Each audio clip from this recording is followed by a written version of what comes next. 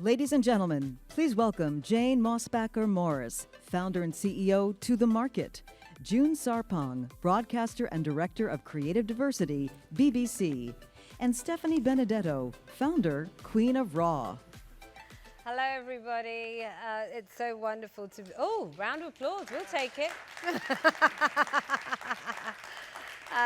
It's so wonderful to be in New York City and to be able to be in person with each other as well as virtually. What a wonderful hybrid model that we have here.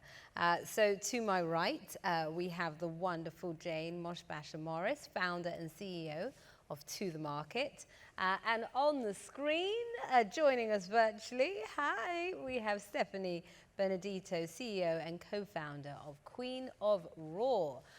So I'm going to start with you first, of course, Jane, because you're with me.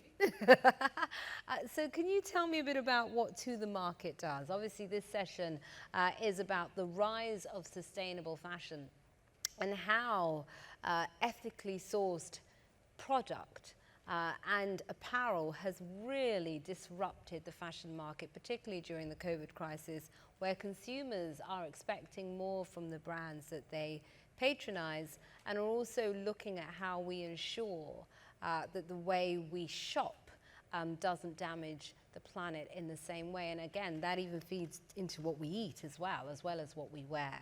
So starting with you, Jane, tell us a bit more about To The Market. Thank you.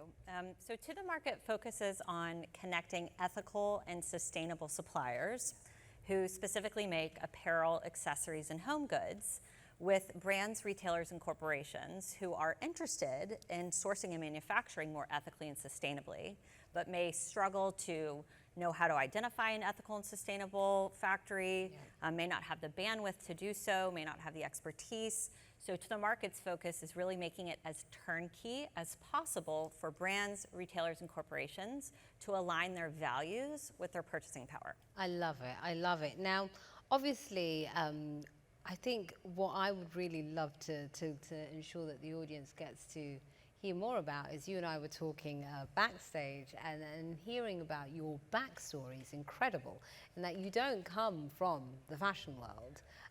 You come from quite the opposite. Tell us about your background and how that influenced to set this business up. Yeah, we were joking backstage that I never would have guessed that I would be in retail, but I couldn't be happier being here. I started my career working in counterterrorism at the U.S. Department of State, focused on trying to help women fight terrorism. And one of the biggest takeaways I had was... With a lot of work in Afghanistan. With a lot of work in Afghanistan. And one of the biggest impacts that I had was that for women to really drive change, they needed access to resources. Yeah. So I then began to focus on, okay, job creation and job sustainment. What are the primary employers of women, particularly in the developing world? And realized that retail manufacturing is one of the largest economies in the developing world. It's one that is absolutely dominated by the hard work of women, but it's one that actually hasn't had very much strategic investment in the supply chain. Yes. Which is quite a contrast to agriculture, the largest economy in the developing world, which has enjoyed a lot of strategic investment, led by incredible brands like Starbucks, like the distribution that Whole Foods has allowed so many new organic, fair trade brands. That has not yet happened in retail. In fashion, yeah. Brilliant. Well, let's come to you, Stephanie.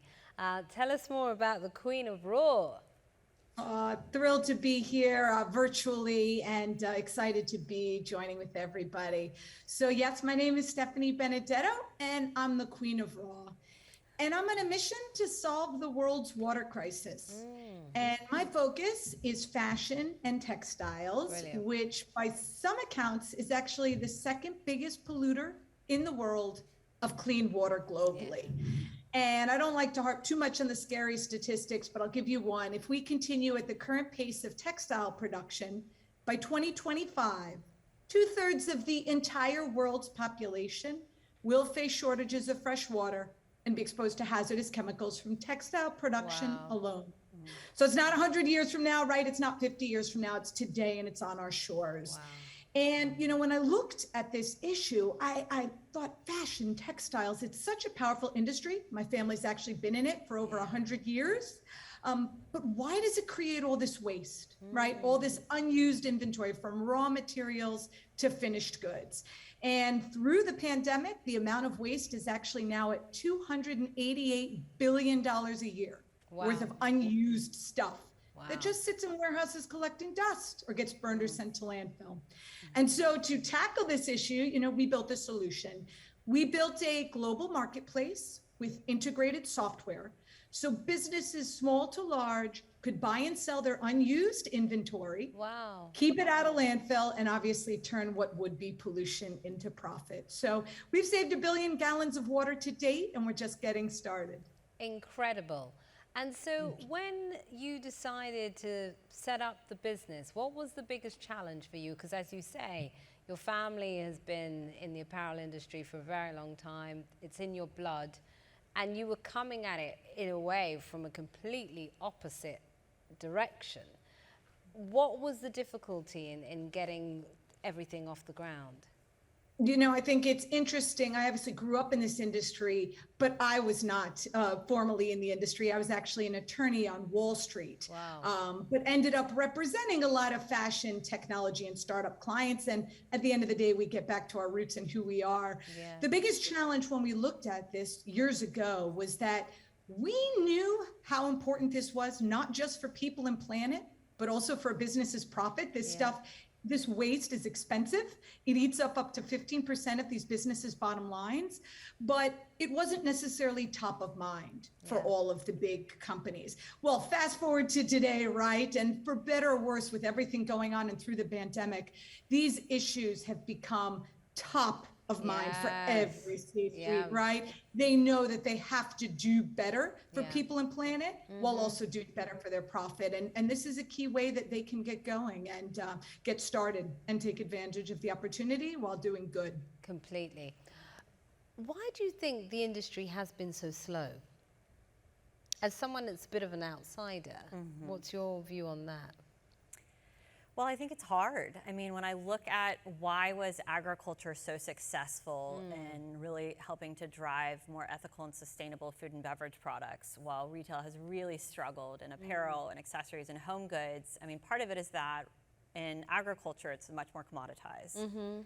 So it's easy, for example, to aggregate production across multiple makers, to tell a clear story. People better understand many of the certifications that exist in the agriculture sector. So it's super common to turn over like a chocolate bar or a coffee and see fair trade or direct trade or bird friendly. So part of it is education. Part of it is that logistically it's very difficult. But I think another part of it is that many global north companies got very, very reliant on overseas manufacturing, leveraging brokers. And there was a lot of opacity that was driving that model. So it used to be that if I was a US-based buyer, I would go to a retail broker who had factories overseas, and I would say, here's the shirt I want to have made, and I didn't ask any questions about who was making it, how it was made, whether just that sourced process it for you. aligned with my values.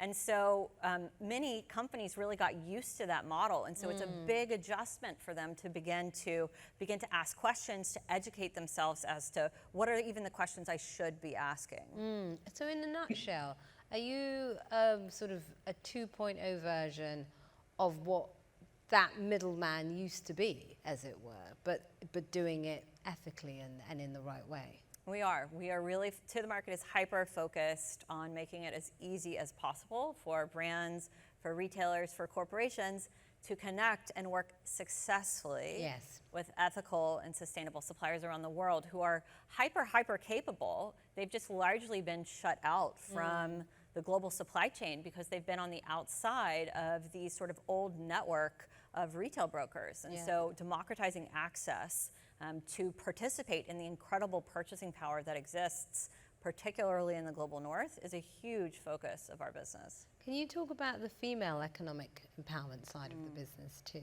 and why that means so much to you? This is a really interesting industry because women are very, very involved in it, but they typically are involved on the worker level, not necessarily on the leadership level. And to be clear, I love women and men, but I think it's really interesting that this is an industry where the vast majority of garment workers are women, but the vast majority of factory owners are men. The vast majority of buyers at retail organizations are women, meaning the people making, writing POs, the vast majority of C-suite is men, and then the vast majority of investors typically are men. This is really interesting that this is such a female-focused industry, and yet the leadership is not particularly reflective of the population. Of the customer. And so I think it's really exciting to be a part of a company that is not only focused on partnering with women-owned and operated suppliers among the type of suppliers we work with, but also partnering with female investors. I mean, so really looking at creating economic opportunity for women on our cap table, all the way to women that might be making the products that we're selling into retail organizations. Brilliant, thank you. So if I could come back to you, Stephanie, if we look at how Queen of Raw really, in a way, educates companies about their own product and their own inventory. How has the pandemic impacted what you do in terms of how the customer is now being educated? Because I presume that this is now a sort of an added value buy, in that this is a product that otherwise would have ended up in landfill, in an industry that's so much about what's in fashion now, what is of the moment. We're now looking at things in a much more sustainable and meaningful way. Are you seeing that come through? You're absolutely right. I mean, if any good can come out of what's going on in the world, it is this awareness, right, to what matters, to our health, to family, to loved ones, and connecting with things again, right, in a way. And supply chains in the world in so many ways slowed down, in other ways sped up. But I think what's been really interesting is, you're right, we have built a technology that we are selling to an industry that in many ways was still doing business the way my great-grandfather did in 1896, right? Good old pen and paper, or maybe if they're a little better, an Excel spreadsheet. But they didn't always know what was going on in their own supply chains. And when things slowed down and they didn't have to operate as fast, they could take a moment and look at, what's going on in my supply chain from a tier 1 to a tier 14 supplier? Where does all this waste sit? Why do I have it? And understand from that how they can, of course, minimize it and digitize it and do better tomorrow. And that's really, we really want to come in and build that Amazon or Alibaba done right, with more trust, quality, curation, and sustainability, because the future supply chain is going to be one that is more on demand, more local, more sustainable, as Jane was talking about. And how can we power that? But this isn't just about the biggest companies in the world. This is also, as you mentioned, connecting with the end consumer on a new level. You, as a student, a maker, a crafter, a quilter, an individual, being able to purchase something that is rescued or being reused or repaired or recycled in some way, and being able to scan that QR code at point of purchase and see in your fingers the water, the toxins, the carbon emissions, and the dollars saved by the actions you take. You can connect on a whole other level and be a part of something so much greater and so much more meaningful. Amazing. That's what we can do. I love it. And is that the kind of thinking as well, Jane, that you encourage the factories that you work with to employ? I think a lot of the communication that we have with the makers that we partner with, and some of them are artisan groups, many of them are factories, is that the more that they're doing on sustainability and on ethical labor, the better it is for their business competition.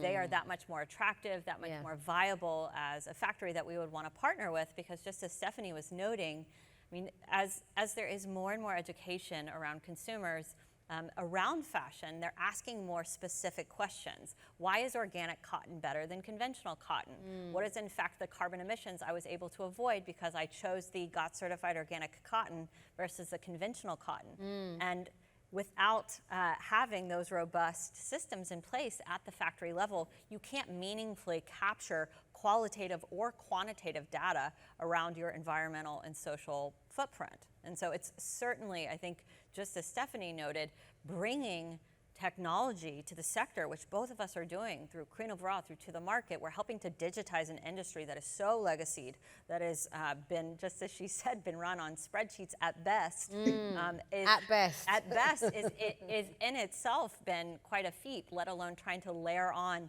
the ethical focus, the sustainability focus. But it's in that digitization that you're actually able to have data synchronicity. You're actually able to see what is the positive impact that my choices are having from that sustainability standpoint and from that ethical footprint standpoint. You're right. And you as a business and you as a consumer, right? You don't need to worry about the technology. That's our job, to understand how blockchain, how machine learning and AI work, right? But if it can be easily consumed. You know, the final piece I kind of just wanted to mention too is obviously this takes the bottom down and the top up in order to make this change. But it also requires, obviously, collaborations and partnerships. Yeah. And I know that's one that Jane does a lot, that I've worked a lot on. We were a part of the New York Circular City Initiative, backed by government, along with H&M, Unilever, and Cisco. And we actually produced a white paper during COVID showing how many good jobs could be created and how much money could be saved and made by New York City going circular in the coming years. Wow. But it wasn't just about changing the laws and slapping businesses with millions of dollars in liability on the books. It's also about reimagining the future and finding solutions like To the Market, like Queen of Raw, that can help businesses offset that coming legal liability while building for the tomorrow that we all want to thrive and survive in. And what does this also mean for consumers in terms of costs? Because at the end of the day, as it stands, obviously, as this becomes the norm in terms of business practice, that won't be the case, but as it stands, it's much more expensive to buy ethically made products. And particularly in an industry like fashion, where everything is about cheap and fast, how do you combat that?